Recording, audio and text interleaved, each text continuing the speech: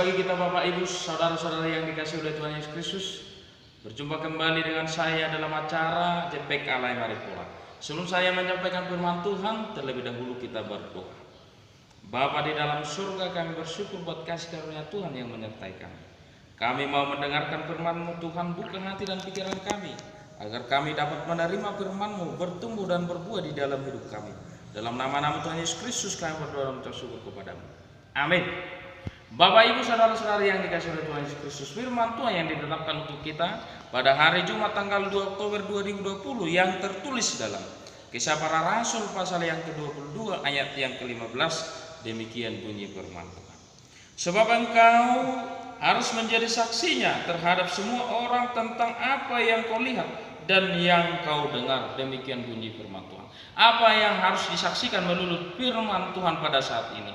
Seorang Paulus memberikan kesaksian tentang dirinya, hidupnya.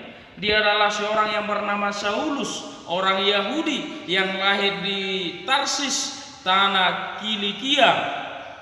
Dia adalah seorang penganiaya pengikut Kristus, menangkap pengikut Kristus, memenjarakan pengikut Kristus.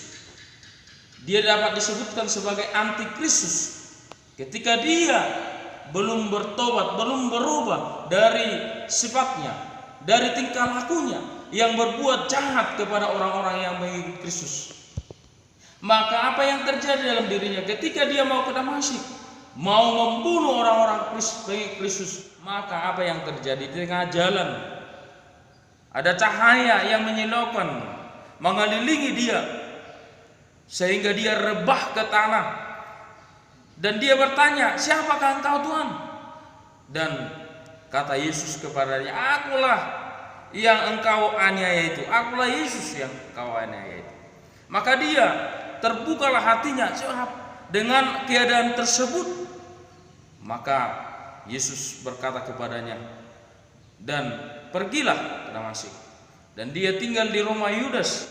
Ada seorang yang baik hati yang bernama Ananias. Tuhan menyuruh Ananias untuk menjumpai Saulus di rumah daripada Yudas, sehingga dia menumpangkan tangannya ke atas kepala Paulus.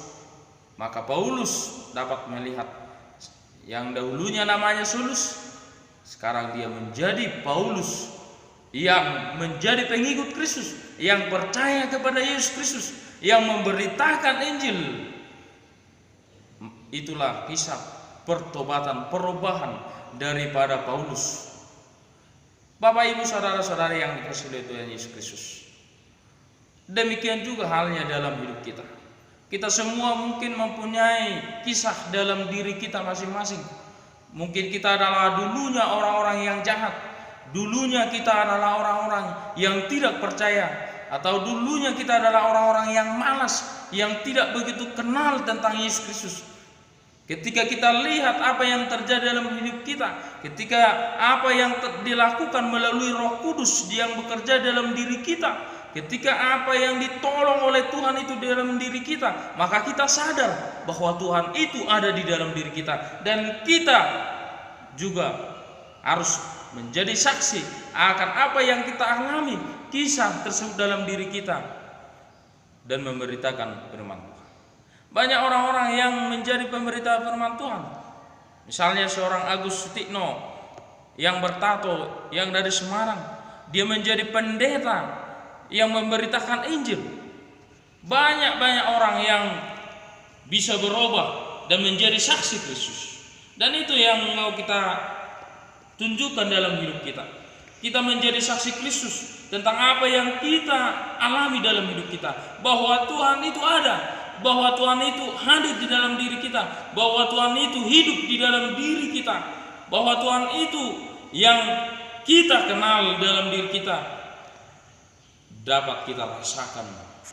Walaupun dapat kita katakan seperti angin yang tidak kita lihat, tetapi dapat dirasakan. Demikian juga Tuhan itu dapat kita rasakan dalam diri kita. Bapak Ibu saudara-saudari yang dikasihi oleh Tuhan Yesus Kristus, marilah kita bertransformasi.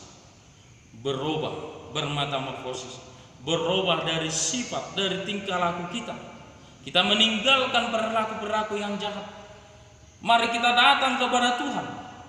Mari kita lihat apa yang dilakukan Tuhan di dalam diri kita. Tuhan itu bekerja dalam diri kita, hidup kita. Ketika kita percaya, maka kita menjadi saksi Kristus. Kita saksikan apa yang kita alami tentang perbuatan-perbuatan Tuhan dalam diri kita. Mungkin Tuhan menolong kita dalam kesesakan, mungkin Tuhan membantu kita dalam pergumulan kita, mungkin Tuhan membantu kita dalam apa yang terjadi pergumulan-pergumulan kita. Mungkin Tuhan memberikan berkat-Nya ke dalam diri kita, memberkati setiap pekerjaan kita. Maka selayaknya kita mengakui dan menjadi saksi akan apa yang kita alami, akan apa yang kita dengar tentang Tuhan itu, bahwa Tuhan itu hidup dalam diri kita. Mari kita percaya kepada Tuhan.